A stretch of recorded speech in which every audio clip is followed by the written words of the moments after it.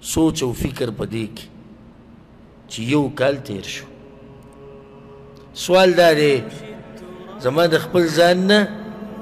او ستا نه، هغه سوال دا دی چې دا یو کال موږ د الله په بندګۍ کې تیر کو که نه؟ د کوم عبادت دپاره چې الله موږ پیدا کړي و هغه عبادت موږ په تیر شوي کال کې کړی دی او که نه؟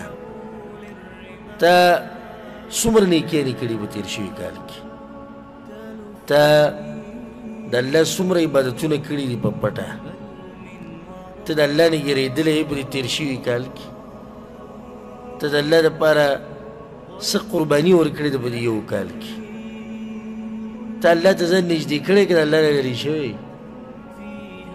ته توبه ویستې ده په الله دې ځان بخلی دی او که نه؟ ته ګناهونه تېر شوي کال کې پرېښودي دي او که نه؟ نو که دا نیکیانې دې کړي نو بیا خو ستا دپاره خوشحالي ده، او که دې نه یې کړي نو دا تبعي ده او په نمونو تبعي ده. خو د الله سبحانه وتعالی رحمت دا دی او رحم دا دی چې بیا موږ له موقع راکوي، بیا موقع راکوي. که چېرته موقع یې نه راکولی که نه نو زه یم چې بیا خو داسې تباه کېدو چې بیا سم تباه کېدو. الله سبحانه وتعالی په قرآن کې وایي یا ایها الذین آمنوا اتقوا الله ولتنظر نفس ما قدمت لغد واتقوا الله. ایمان ولویریږي د الله نه، هر نفس ته وګوري چې سبا دپاره یې څه لېږلي. داسې که الله تعالی دغه دعوت درکوي چې ته دا وګورې چې تېر شوي کال کې تا د سبا دپاره څه لېږلي، تا څه کړي وو د الله سبحانه وتعالی به یې تېر شوي کال کې، څومره وخت یې تېر کړی و د الله دپاره، څومره شپې ته پاڅېدلی د تهجدو دپاره. یو زمانه هغه زمانه م وه چې د مدینې په کوڅو کې به ګرځېدې نو د هر کور نه به داسې بنګارې راتو، اواز به ترې راتو، نری غونته کې تلاوت به کېدو په هغه کور کې. ځکه خو الله دا خلکو باره کې ویلي كانوا قليلا من الليل ما يهجعون وبالأسحار هم يستغفرون. الله وی دا خلک د شپې ډېر کم ویده کېږي. وجه دا چې دوی بخاري د الله نه ډېرې غواړي، جړاګانې، تلاوتونه. یو دغه وخت چې د مدینې په کوڅو کې به ګرځېدې نو د شپې په توره تیاره کې د ویده کېدو ټیم به اوازونه به د تلاوت راتلو د یو ځای نه د بل ځای. تاسو یو فایده ذکر کړم ناشنا د سلفو سیرت چې ګورې په دې کې داسې راځي وی پلانې په یو کور باندې تېرېدو اواز یې د تلاوت واورېدو، هغه آیت ته اورېدو سره بېهوشه شو. داسې مو اورېدلي که نه دي اورېدلي؟ کله کله سړی تعجب کړي چې مړه دا څه قیصه ده چې دوی په کورونو تېرېږي آیت اوري، د هغوی هغه کورونه داسې. ته تعجب مه کوه، دا زما او ستا بېایماني ده. زمونږ د کور نه تلاوت اواز نه راوځي نو دا د هغوی ګناه شوه، د هغوی په هغه واقعه کې وما ورته شک کوو بیا د دې د لاسه چې زما او ستا د کور نه تلاوت اواز نه راوځي، دا خو ګناه ما او تا ته دی، ګناه هغه ته خو نه دی. د هغه د واقعه خو رښتینې ده چې هغه په یو کور تېرېدو، کور د مسلمانانو، تلاوت ترې راته و. دې مسلمان چې د تلاوت واورېدو د قرآن سره دومره محبت و، د آیت پې دومره اثر وکړو چې بېهوشه شو. او صحیح ده کېدی شي. تعجب موږ په دې کوو ځکه چې موږ یې نشو کولی او نه زموږ زمانه کې کېږي نو موږ ته دا خبره ناشنا ښکاري. خو هره خبره چې ناشنایي ده دروغجنه نه وي. ګورئ نادرا کېدی شي دروغجنه وي، خو ناشنا خو زما او ستا سره ده که نه، د هغوی سره خو اشنا وه، د هغوی سره څه وه؟ اشنا وه. زما او ستا د کور نه د چغو اواز، د جنګ جګړو اواز، د کنځلو اواز، د بدو ردو اواز، د ټنګ ټکور اواز، د سندرو اواز، د ماشومانانو د شور و شغرب اواز او دغه قیسې به. سوال ما دا تاسو ته یادو چې په دې تېر شوي کال کې څو شپې ته الله ته ولاړ وي، څو شپې ته الله ته ولاړ وي او الله ته دې جړلي دي او دعاګانې دې غوښتلي. ځان سره حساب کتاب پکار د عمر بن خطاب رضی الله عنه وی د ځان سره حساب کتاب وکړئ مخکې د دې نه چې الله د سره حساب کتاب وکړي. او د الله حساب کتاب ګوره بیا ډېر ګران دی، د الله حساب کتاب هغه بیا ډېر ګران دی. الله په قرآن کې دا خبره کړې ده چې زه به د مؤمنانو سره حساب کتاب کومه خو یسیره معمولي حساب کتاب به ورسره کوم عائشه رضی الله عنها تپوس وکړو د رسول صلی الله علیه وسلم نه د حساب کتاب په باره کې نو هغه ورته وویل عایشې انما هو العرض د مؤمن سره د معمولي حساب کتاب چې دی د عرض دی عرض څه ته وایي الله به ورته صرف وښیي بس پلانیه په پلاني ټیم په پلانۍ ځمکه په پلاني وخت یې دا ګناه کړې وه او په دې باندې خبره ختمه شوه بیا رسول سلم وایي ومن نوقش الحساب عذب او چې د چا سره الله مناقشه شروع کړه مناقشه څه ده چې پلانیه په پلاني ټیم په پلاني ورځ پلاني ګناه دې کړې وه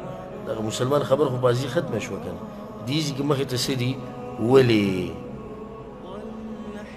ولې ټکی چې الله ووایي که نه بیا د انسان تباه و برباد شو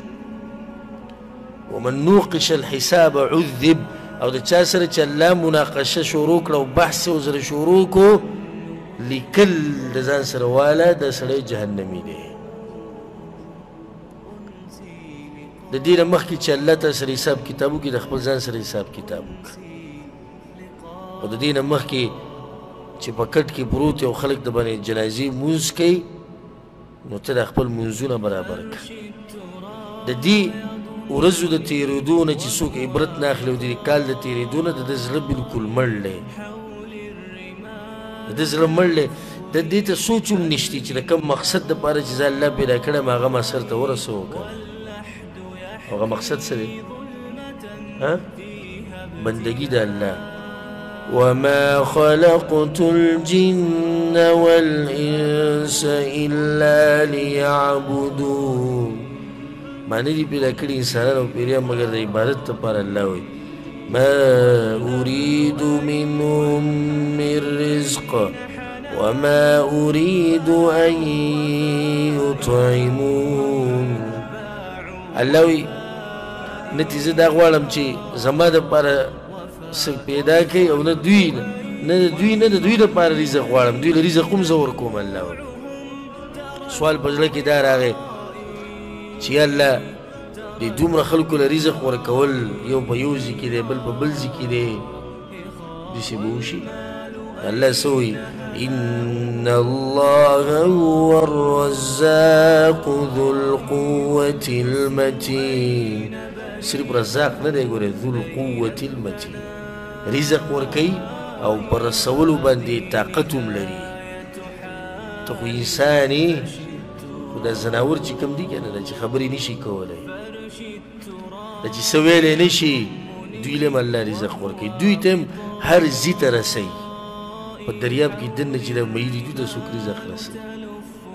او په سوړه کې چې دننه کوم میږی دی ده ته څوک رزق رسوي خو ما ورته وایو چې دا یره م ختمه نه شو څه به کوو خورو به څه مړه دغه میږي ته وګوره دن لږ عبرت واخله دی څه خوري دې مهو ته وګوره په دې اوبو کې دننه دوی نه لږ عبرت واخله دا کومه میخه او غوا چې ستا په دې غوجله کې ولاړله دې نه عبرت واخله دا کومې کمپنۍ ته ځي کوم ملک ته مسافرۍ دپاره تلي ته ول الله مسخر کړی ته یې وله راوړې دغه شان الله سبحانه وتعالی ټولو انسانانو له اسباب جوړ کړي طریقه جوړ کړې ته محنت کوه کوشش کوه الله به تعالی هغه رزق درکوي نو موږ څه چل وکړو هغه د کوم کار دپاره چې الله پیدا کړي وو هغه هم پرېښودو او کوم کار چې د الله و هغه هم په اوږو واغېستو د الله کار هم په اوږو واغېستو او کوم دپاره چې پیدا شي وو هغه هم څه کړو هغه هم پرېښودو ځکه یو بدو په سلفو کې یو بانډچي هغه چا ورته وویل اوړه ګران شوي دي او پلانی شی ګران شوی پلانی وایي تهودي چې په ارام ښه ووایي او د خفګان او د سوچ او د فکر خبرې لکه نن سبا چې پرې فیسبوک باندې او مواقع تواصل او په دې باندې دغه یو بحث روان لیټرو کې 2 روپۍ ډېرې شوې